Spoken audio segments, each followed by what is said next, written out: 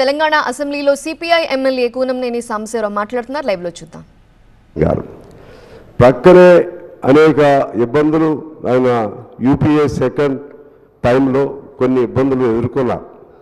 కొన్ని ఎందుకంటే ఈ పార్ట్నర్స్ ఎలైడ్ పార్టీసు దానివల్ల కొన్ని ఇబ్బందులు వచ్చినా ఆయన ఒక ధవళ వస్త్రంలాగా ఒక మచ్చ పక్కన ఎన్ని మచ్చలు వచ్చినా సరే తన వంటిపైన ఒక్క మచ్చ కూడా లేనటువంటి అటువంటి పెద్ద సమస్యల కాలంలో కూడా మన్మోహన్ సింగ్ గారిని వేలెత్తి చూపెట్టేటువంటి ఒకళ్ళిద్దరు చూపెట్టినా భారతదేశ ప్రజానికి మొత్తం కూడా మన్మోహన్ సింగ్ గారి నిజాయితీని ఆయనకున్నటువంటి నిబద్ధతను శంకించలేదు అని అంటేనే మన్మోహన్ సింగ్ గారు వ్యక్తిత్వం ఏమిటో మనకి అర్థమవుతుంది అధ్యక్ష. అదేవిధంగా ఇక్కడ యూపీఏ 2లో If it's family, it has to be home. If it's home, it has to be Aparna. Saluting the spirit of every couple's sacrifice to build their dream home. కొద్దిగా కమ్యూనిస్టుల పాత్ర కూడా యూపీఏ 1లో మీ దృష్టికి తీసుకురావాలి. యూపీఏ 1లో అనేక మహత్తరమైనటువంటి చట్టాలను రూపొందించారు. అందులో భాగంగా కోట్లాది మందికి ఇవాళ ఉపాధి కల్పిస్తున్నటువంటి ఉపాధి హామీ చట్టాన్ని పేర్కొనడం జరిగింది. అలాగే మన సమాచార ఆర్టీఐ హక్కు చట్టాన్ని ఆనాడు ఆమోదించడం జరిగింది. అదేవిధంగా భూ నిర్వాసితుల సంబంధించినటువంటి ఒక గొప్ప చట్టాన్ని కూడా తీసుకురావడం జరిగింది. అదే సమయంలో అటవీ హక్కులకు సంబంధించి పోడు భూములు సాగు చేసుకుంటున్న వాళ్ళకి సంబంధించినటువంటి ఒక గొప్ప చట్టాన్ని కూడా తీసుకురావటం జరిగింది. ఇలా అనేక అంశాలు కమ్యూనిస్టుల స్నేహితం వలన ఆ రోజుల్లో కమ్యూనిస్టుల ప్రభావం వలన ఈ భారతదేశ గమనాన్నే మార్గాన్నే మార్చేటువంటి అనేక చట్టాలని కమ్యూనిస్టులు సలహాలు ఇచ్చారు, వారు స్వీకరించారు, వాటిని సరైన రీతిలో పేరు పెట్టారు, సరైన రీతిలో అన్వయించారు. ఆ క్రమంలోనే నేను ఇవాళ ఆ కమిటీ డ్రాఫ్టింగ్ ఉపాధి చట్టం డ్రాఫ్టింగ్లో సీతారాం యేచూరి గారు ఉన్నారు, అలాగే గురుదాస్ దాస్ గుప్తా గారు ఉన్నారు, సురవరం సుధాకర్ రెడ్డి గారు కూడా ఉన్నారు. అంతటి గౌరవం ఇచ్చారు, కమ్యూనిస్టులు కూడా ఇచ్చారు. సరే సెకండ్ టైం ఒప్పందం దీని దగ్గర బ్రేక్ అయ్యింది, మేము కలవలేకపోయాం, అది వేరు సంగతి. అందువలన అనేక గొప్ప చట్టాలు కూడా రూపొందింది మన్మోహన్ సింగ్ గారి కాలంలోనే. ప్రధాని ఆనాటి పివి నరసింహారావు గారిని కూడా ఇవాళ మనం గుర్తు చేసుకోవాలి.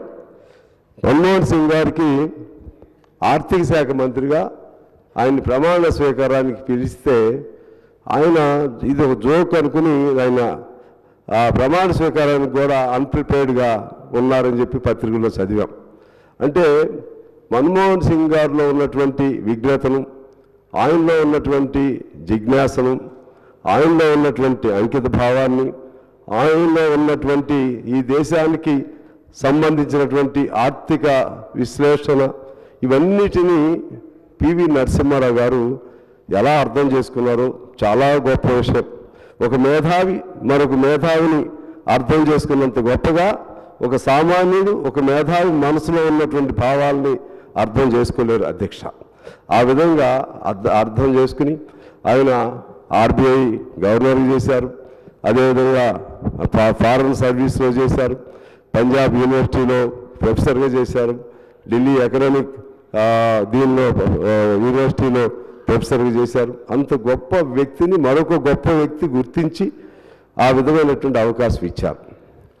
అదేవిధంగా ఒక దశలో పివి నరసింహారావు గారు నేనైనా మీకంటే ఎక్కువ చేయలేను, మీరు నాకంటే చాలా సమర్థవంతంగా బాధ్యతలు నిర్వర్తిస్తున్నారని చెప్పి పివి నరసింహారావు గారు మన్మోహన్ సింగ్ గారికి కితాబు ఇచ్చినటువంటి విషయాన్ని మనం గమనంలో తీసుకున్నాం. అలాగే మన్మోహన్ సింగ్ గారు కేవలం పదవి కోసం అనేది కాదు, విశ్వసనీయతకు కూడా ఆయన చాలా గొప్ప ఆయన అర్థం పట్టిన వ్యక్తి. పివి నరసింహారావు గారు కష్టాల్లో ఉన్నప్పుడు ఆయన ఇంటికి వెళ్ళి పలకరించాడు. పివి నరసింహారావు గారు కేసుల్లో ఉన్నప్పుడు ఆయనకి మనోధైర్యం ఇచ్చాడు.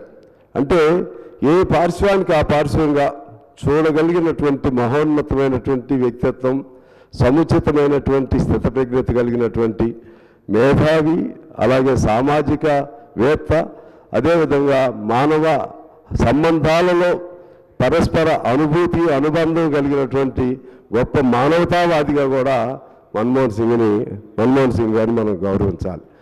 చాలామంది మౌనం అంటే సరే ఇప్పుడు చెప్పే పెద్ద పెద్ద మాటలు చెప్తున్నారే, ఆయన బ్రతికున్నప్పుడు ఎన్ని అపహాస్యాలు చేశారు అధ్యక్ష, ఎన్ని అపహాస్యాలు చేశారు. ఆయన ఒకళ్ళు ఒక స్టైల్, ఒకళ్ళు ఎక్కువగా డెమగాగ్గా ఉంటారు, ఒకళ్ళు ఎక్కువగా మాట్లాడుతూ ఉంటారు, ఒకళ్ళు ఎక్కువగా అందులో విషయం ఏముండదు, ఎక్కువ మాట్లాడుతూ ఉంటారు. ఆయన మాట్లాడరు. ఓ పాట కూడా ఉంది అధ్యక్ష, మౌనమే నీ భాష ఓ మనసా అని. ఆయన మౌనమే ఆయన భాష. పివి నరసింహారావు గారికి ఆయనకి సారూప్యత ఉంటుంది. పివి నరసింహారావు గారిని కూడా మనం గుర్తు తెచ్చుకుంటే అనేక సందర్భాల్లో